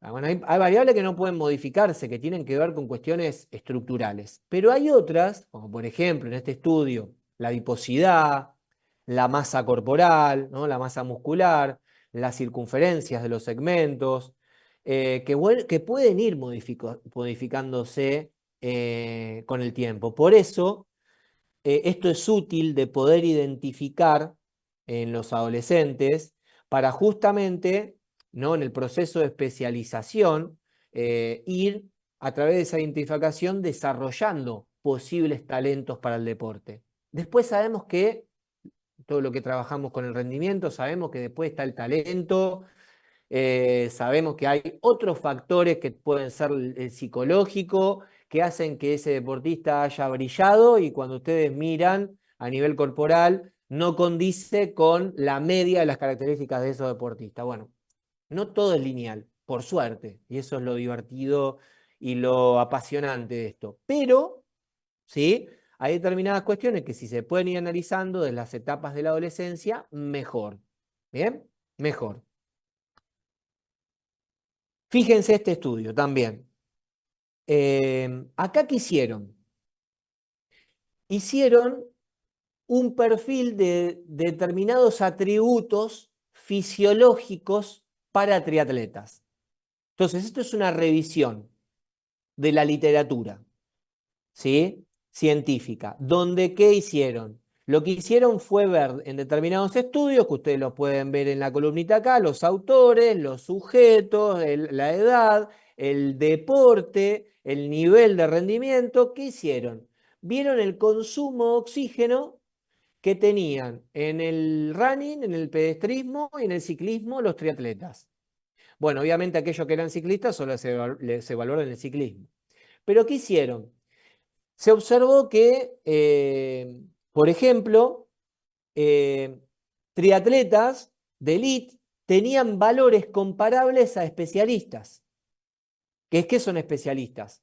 Por ejemplo, un ciclista es especialista, el triatleta hace las 3 disciplinas. Y acá pueden ver un ejemplo claro de eso, ¿no? Triatletas de un equipo nacional de Francia tienen en el ciclismo 75,9 mililitros de media de consumo de oxígeno en ese entonces, y en ese grupo, hoy sabemos que es mucho más. Y los miembros de un equipo profesional de corredores de ciclismo de ruta tenían lo mismo, casi 75,2.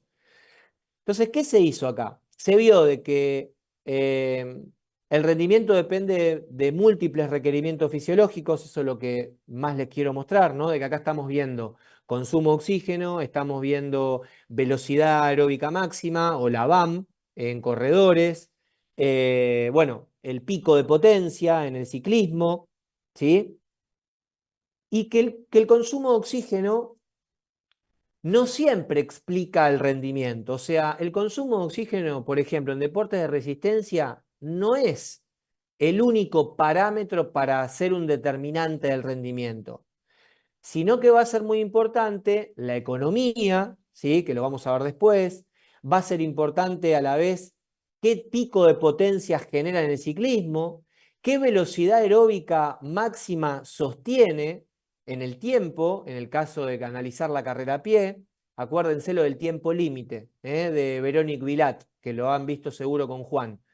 ¿Cuánto tiempo puede sostener en el tiempo la velocidad aeróbica máxima un atleta? Bueno, eso es un predictor del rendimiento, ¿sí? Más que el consumo de oxígeno. Y ni hablar la economía, porque el tema es qué costo de consumo de oxígeno hay a una determinada velocidad. Puede haber 2 sujetos a misma velocidad, pero están necesitando menos uno para ir a esa velocidad que el otro. Probablemente gane el que necesita menos, o tenga una respuesta mayor en un sprint final el que es más económico. Entonces, fíjense que acá también, ¿qué podemos ver? Valores. Che, bueno, mira, tengo mi atleta que es ciclista y me dice que quiere irse a probar suerte a Dinamarca para ingresar a un equipo de ciclismo de ruta profesional. ¿Qué consumo de oxígeno tiene? Tiene 55 mililitros. ¿Qué edad tiene? 27. Dijo que se quiere dar ahí, quiere el último tiro. Bueno, no. A lo que vamos es, hay requerimientos de marca, hay requerimientos fisiológicos. Bueno, el requerimiento fisiológico que nos está mostrando. Acá nos muestran los requerimientos fisiológicos, que hay un valor determinado de VO2, un valor determinado de potencia, un valor determinado de velocidad aeróbica máxima, de tiempo límite, ¿sí? Entonces ahí es contextualizar que cada deportista, dependiendo su nivel, a pesar de hacer el mismo deporte, tiene requerimientos fisiológicos diferentes, mecánicos diferentes, por eso está en ese nivel y no está en otro. ¿Sí? ¿Estamos ahí? Pero bueno, saber esto a la vez, ¿no? Que el rendimiento hoy por hoy se analiza más allá de estas variables, por eso este trabajito también tiene sus años, pero está bueno porque es didáctico para entender, porque hay un montón de trabajos publicados en relación a estos deportes y podemos ver parámetros de requerimientos, ¿no? Pero hoy por hoy hay trabajos nuevos que además de mostrar estos valores muestran esto que está acá. Perfiles de potencia, eficiencia mecánica, economía, potencia relativa al peso corporal, durabilidad. Hoy se habla mucho en los deportes de resistencia de la durabilidad. O sea, la durabilidad tiene que ver con la economía, ¿no? ¿Cuánto podés sostener? Podés ser muy potente, tener un pico de potencia enorme, pero hay que ver si lo podés sostener en el tiempo, esa capacidad de producción que vos tenés. ¿sí? Por eso se arman los perfiles de potencia, porque en el perfil de potencia vos podés ver en un grupo de ciclistas características distintas en cuanto al comportamiento, ¿sí? Y hacen un deporte que más o menos tiene que ver con el mismo gesto. Pero bueno, no es lo mismo un perfil de un sprinter, un perfil de un corredor de mountain bike, de un escalador. Estamos hablando de ciclismo, ¿sí? Bien. Y tiene que ver con esto. Fíjense. Este trabajo analizó solamente, ¿sí? Solamente el perfil fisiológico de corredores de mountain bike, que luego lo compararon con ciclistas con otras especialidades. Entonces, mostraron la distancia que hay, o sea, cuánto tiempo se va a tener que sostener, o sea, qué distancia se va a tener que sostener el esfuerzo, qué nivel de altitud, o sea, el nivel de dificultad que presenta el circuito, porque eso va a hacer que se represente el esfuerzo. Y luego, hablando de esfuerzos, vemos comportamiento cardíaco. ¿En qué zonas de intensidad se desarrolla esta competencia? Entonces, fíjense, la competencia duró 147 minutos. Ahí tenemos que durante 147 minutos se realizó este escenario con esta altitud y se realizó toda esta distancia, ¿no? Se transitó toda esta distancia. Pero ustedes miren porcentajes de cuántos estuvieron en cada zona, y como ustedes pueden ver, hay un porcentaje enorme de la carrera que estos sujetos están en zonas altísimas de intensidad. Pero hay otro momento, una cantidad de tiempo muy grande, que están en esta zona. Entonces ahí ya esto es un indicador de para qué tenemos que preparar a un corredor de mountain bike, ¿sí? En caso de que alguno esté en alguno de estos deportes, ¿sí? Esto nos muestra cuáles son los requerimientos fisiológicos, porque vemos comportamiento cardíaco, que van a ir de la mano en base a la altitud de requerimientos mecánicos, de esfuerzos que hay que realizar en cuanto a la fuerza, a la técnica para realizar esta prueba. Y luego hay comparativas, ¿sí? Que ellos hicieron. Hicieron comparativas de, por ejemplo, qué masa corporal tiene un corredor de mountain bike, un escalador, un corredor todoterreno, que es más un ciclista versátil, ¿no? Que, bueno, es relativamente bueno en todo, pero no es especialista en algo, y un especialista en plano, ¿sí? Entonces vemos, ¿no? Por ejemplo, cómo los escaladores, en ciclismo los escaladores son los que cuando ustedes ven, no sé, el Giro de Italia, el, el Tour de France, vieron que hay ciclistas que apretan con todo cuando tienen que subir y terminan definiendo una prueba en una subida. Bueno, esos son los escaladores. Las etapas se planifican por estrategias de acuerdo a esto, a las especialidades de cada uno. Esa etapa, los escaladores son los que van a definir la prueba de cada equipo. Fíjense que son los que menores masa corporal tienen. ¿Por qué? Porque tienen que escalar. Entonces, menos peso corporal tengan, es más económico van a ser, por ejemplo. Y esto nos muestra requerimientos antropométricos, ¿sí? Pero a la vez también cruzaron qué consumo de oxígeno, por ejemplo, que es lo que podemos ver acá, tienen cada uno de los tipos de ciclista, ¿no? Después podemos ver qué potencia relativa en relación al peso corporal tienen. Y fíjense que los escaladores, ¿sí? Como tienen que subir y aplicar una cantidad enorme de fuerza, pero a la vez son los que menos peso corporal tienen, la relación peso corporal y potencia, fíjense que es la mayor, ¿sí? Son los que más potencia aplican en relación al peso corporal, ¿sí? Entonces, todos estos datos son los que a nosotros nos interesa saber para definir perfiles en la adolescencia, cuando ya empiezan en la especialización a tomar determinados rumbos, son, bueno, cómo se organizan el alto rendimiento en los equipos. Obviamente que los entrenamientos desde lo físico van a tener orientaciones diferentes en determinados momentos, ¿sí? Y como hallazgo principal, más allá de todo lo que les estoy mostrando, bueno, sabemos lo mismo que antes, ¿no? Corredores de alto nivel suelen presentar arriba de 70 mililitros, kilogramo minuto de VO2. Esto es una especialidad de ciclismo de montaña, que es el downhill, es solo descenso. Bueno, presentaron aproximadamente estos valores. Saber de que hay que sostener ratios elevados de trabajo, que hay 120 minutos de esfuerzo realizados al 90% de la frecuencia cardíaca máxima, que es al 84% del VO2, que más del 80% del tiempo de la carrera están por arriba del umbral, ¿sí?, de lactato. Los atletas de nivel internacional de mountain bike en pruebas de 10 segundos sold out a tope, sprint de 10 segundos, produjeron 14 watts, .9, casi 15 vatios por kilogramo de peso corporal. Eso es un dato importantísimo, importantísimo, que se toma en cuenta como requerimiento mecánico internacional. O sea, vos tenés un atleta que tiene un nivel alto, corre a nivel sudamericano y bueno, lo querés ir llevando al más alto nivel de elite. Tenés que saber que en determinadas pruebas de sprint, construir esta cantidad de trabajo, ¿sí? Que hoy por hoy creo que hasta aumentó, ¿sí? Construir esta cantidad de trabajo, porque son indicadores y son requerimientos mecánicos a nivel internacional, ¿sí?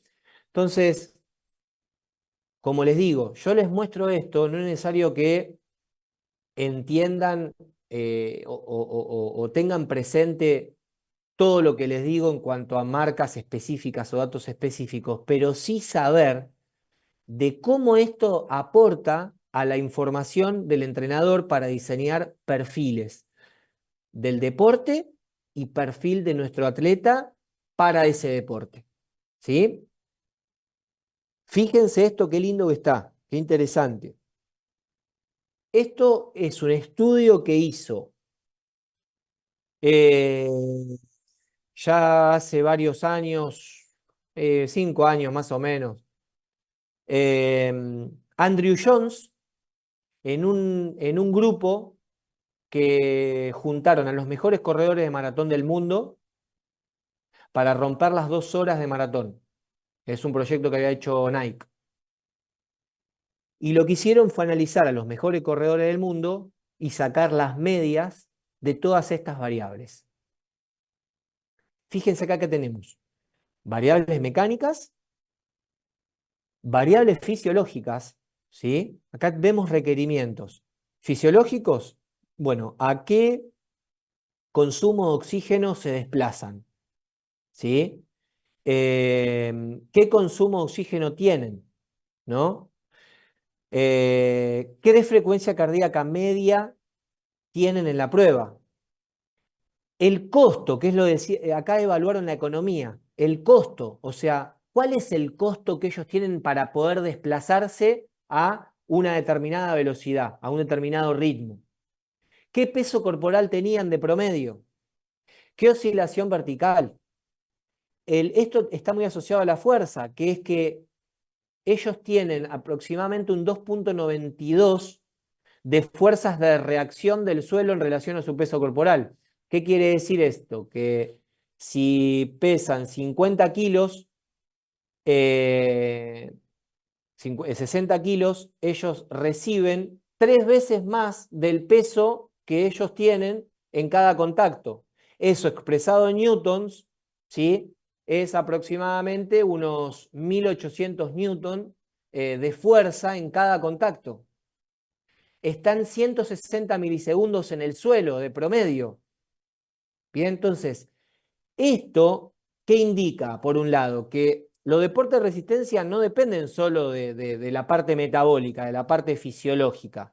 También requieren de una elevada capacidad mecánica que muchas veces, más allá de potenciar a un atleta que desde lo antropométrico tiene virtudes, sino que esa capacidad mecánica que nosotros podemos construir en atletas, como les dije, de otros lugares del mundo que no son del África del Este, son los que permiten equilibrar esa debilidad que tienen frente a algo estructural con atletas que son privilegiados, ¿sí? Entonces acá ya podemos ver una cantidad de data en una misma infografía, que esto está el estudio publicado, está muy bueno, pero bueno, la infografía me parecía más simple para que podamos entender, ustedes puedan entender lo que yo les quiero explicar, como siempre les digo, ¿sí? Entonces fíjense que, bueno, todo esto es información, ¿eh? Es información, y así como tenemos esta información de este nivel, que es el más alto, nosotros podemos ir recopilando información de nuestros atletas de muchas de estas variables,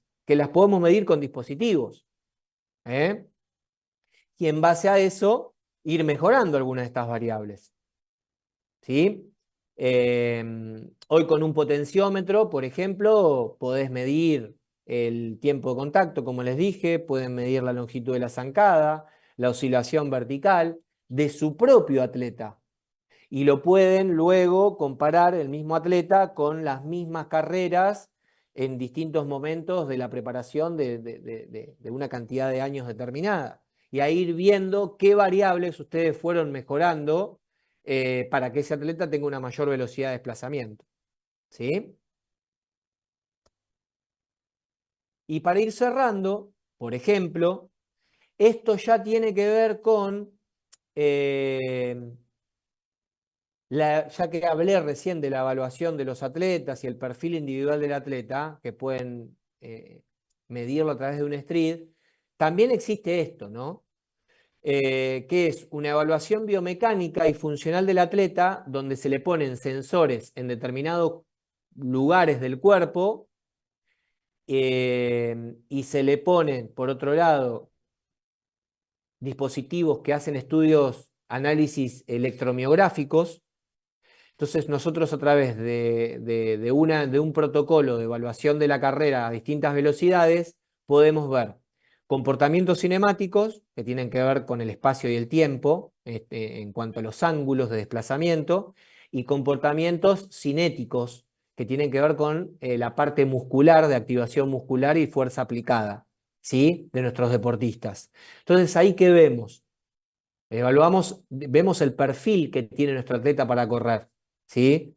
Y en base a ese perfil, nosotros podemos construir trabajo para volver luego a evaluar con el mismo protocolo y en base a lo que nosotros consideramos, en realidad el entrenador y el biomecánico consideran como una debilidad, bueno, convertirla en una fortaleza, ¿sí? Entonces acá yo les puse a modo sintético, porque esto tiene 10 páginas, es un PDF de 10 hojas, los resultados de este test de carrera y las conclusiones. Entonces nosotros vemos en las conclusiones que hay una escasa movilidad de la pelvis en el plano frontal y sagital, que es lo que se ve acá, lo que está sombreado, es el ideal por donde debería andar, ¿sí? Y las líneas es lo que vemos del lado izquierdo y del lado derecho. Vemos la diferencia entre el lado izquierdo y el lado derecho en caso de que lo hay, pero a la vez vemos cuánto por fuera está de lo que debería ir el desplazamiento de la pelvis. Entonces, esta escasa movilidad hace que la eficiencia técnica y la economía disminuyan por rigidez. Y a nivel muscular, ¿qué observamos en este trabajo? Que había una debilidad a nivel del cuádriceps y glúteo medio derecho, y hay una falta de activación del semimembranoso en fase de apoyo, que es la fase en la que se inicia la tracción y la propulsión en la carrera. Entonces, con esta data, nosotros podemos ya inferir directamente en el trabajo del deportista, porque acá tenemos un perfil mecánico y funcional en el gesto. Ahora, después nosotros le hemos hecho el perfil de movimiento, el protocolo de evaluaciones funcionales, que ya vimos el año pasado con Juan, ¿no? Y nosotros en el protocolo de evaluaciones funcionales, al evaluar en un corredor cadera, evaluar tobillo, nosotros detectamos que había ya una disfunción en la movilidad de la cadera. Y esa disfunción de la movilidad de cadera luego se ve plasmada en el gesto ¿Qué es lo que podemos ver acá? Escasa movilidad de la pelvis, ¿no? Entonces, ahí, ¿qué sucede? Estamos contrastando distintas áreas. El área de la preparación física que hace una evaluación para poder tomar decisiones y evaluar.